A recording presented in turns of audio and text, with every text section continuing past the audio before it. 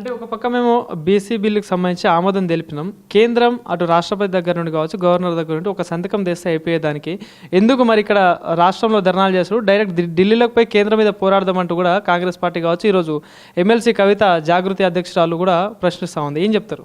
MLC కవిత వాళ్ళు ఏంది అసలు వాళ్ళ స్టాండ్ ఏందో ఎవరికి అర్థమవుతలేదు. ఆమె బీఆర్ఎస్లో ఉందా, రిజైన్ చేసిందా, ఉన్నదా? మరి ఆమెకే ఒక క్లారిటీ లేదు. ప్రజల పక్షాన పోరాటం చేయాలంటే నువ్వు ఫస్ట్ ఒక స్టాండ్ తీసుకో. నువ్వు ఎటువైపు ఉన్నావో తీసుకో. నువ్వు అక్రమాలు చేసిన బీఆర్ఎస్ నుంచి బయటకు వచ్చినావా? కొత్తగా దుకాణం వీళ్ళకి ఏంటంటే ఈ ఫ్యామిలీకి ఎప్పటికీ అధికారం పిచ్చి. ఎప్పటికీ మేము కుర్చీలు ఉండాలి, మా నాయననో మా అన్ననో నేను అని ఉండాలి.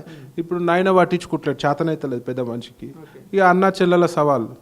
తెలంగాణ షర్మిల ఆమె, ఆడొక షర్మిల, ఈడో తెలంగాణ షర్మిల. ఈమె ఇప్పుడు ఏదో పవర్ కోసం ప్రాకులాడుతుంది, కానీ వాళ్ళు చేసిన అవినీతిని, ఆ కుటుంబం చేసిన అవినీతిని ఎవరు కూడా మర్చిపోరు. అది జీవితాంతం గుర్తుపెట్టుకుంటారు. ఈమె ఇప్పుడు వచ్చి బయట డ్రామాలు చేస్తారు. మరి ఈమె సొంత డ్రామాలా లేకపోతే అందరు కలిసి చేపిస్తారు అనేది కూడా తెలియదు. మరి ఇలా నాకైతే డౌట్, కాంగ్రెస్ మీద డౌట్ ఉంది. ఏంటంటే కాంగ్రెస్ ఆమెని మోటివేట్ చేస్తూ మరి బీఆర్ఎస్ని ఏదో చేయాలనే ప్లాన్లో కాంగ్రెస్ ఉన్నట్టు, రేవంత్ రెడ్డి గారు ఉన్నట్టు అనుమానం వస్తుంది.